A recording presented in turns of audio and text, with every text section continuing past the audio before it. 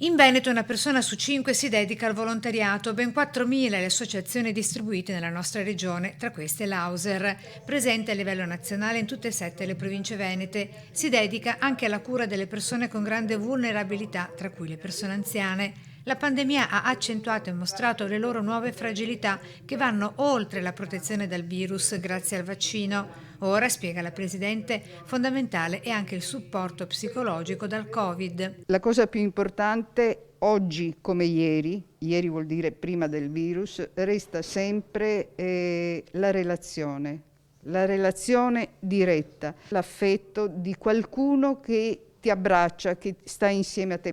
45.000 euro la somma stanziata dalla Regione per i progetti Hauser, contributo facente parte dei fondi 2017-2020 a sostegno del terzo settore e previsti dal Ministero del Lavoro e delle Politiche Sociali.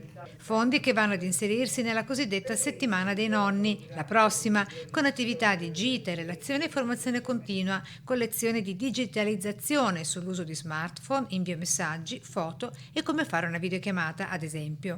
E gli anziani stanno combattendo una battaglia durissima perché, ripeto, non sono seduttivi come soggetto di attenzione, sono splendidi risorse, sono un tesoro immane che però per conoscerle, per rendersene conto bisogna entrarci mettendosi anche a disposizione per fare, che ne so, compagnia telefonica piuttosto che il trasporto accompagnato per andare a curarsi. 45.000 soci anziani Hauser su tutto il territorio regionale. Ogni anno l'associazione effettua 1.000 consegne di spese mediche e alimentari, 11.000 interventi di ascolto e supporto telefonico con il filo d'argento, 60.000 accompagnamenti sociali, fornendo assistenza a 27.000 persone, soltanto alcuni dei numeri della sua attività sociale.